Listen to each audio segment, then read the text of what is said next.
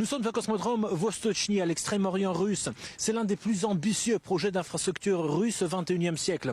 Un projet qui garantit l'accès autonome de la Russie à l'espace.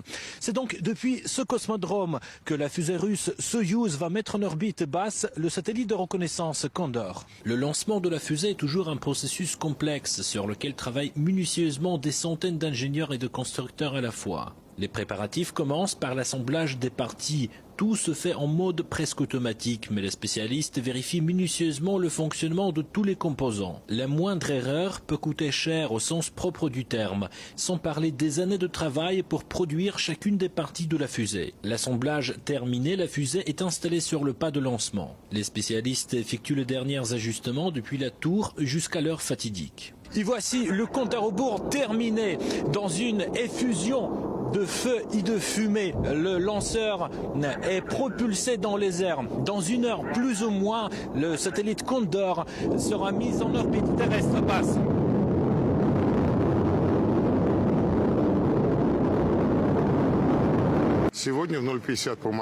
Aujourd'hui, à minuit 50, heure de Moscou, un satellite Condor a été lancé.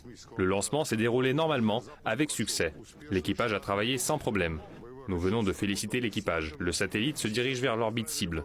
Tout va bien. Cet appareil Condor est en effet l'un des éléments clés de la souveraineté technologique russe. La cartographie de la surface terrestre, la prévision des catastrophes naturelles, l'exploration des ressources naturelles. C'est une véritable baguette magique pour les secouristes, pompiers et chercheurs. Opérant à l'altitude de 520 km, Condor aide aussi à mieux comprendre les phénomènes liés au changement climatique. Il surveille la fonte des glaces et le niveau des eaux dans les fleuves. Peu importe la météo et l'heure, ce dispositif prend des images de la surface avec une haute résolution. Lors de son point presse, le chef de Roscosmos a expliqué en quoi consiste l'importance de ce satellite. Il s'agit d'un satellite de reconnaissance radar qui est très demandé et dont le pays a besoin. Il possède de très bons paramètres. Il va fournir des informations concernant la route maritime du Nord et d'autres régions de notre pays. C'est le deuxième satellite en orbite. Après le lancement de la fusée, le personnel du cosmodrome se réunit ici tout juste à côté de la tour de montage pour célébrer ce succès.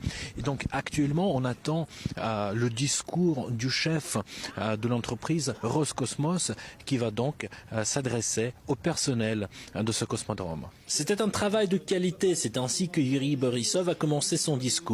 Après les félicitations, il a remis des lettres de remerciement personnel aux spécialistes les plus actifs. C'est en grande partie grâce à eux que ce lancement a été un succès. Mais, comme l'a fait savoir Borisov, ce succès n'est pas une raison pour se détendre. L'année 2025 promet de marquer un pas important dans la réalisation des projets spatiaux russes.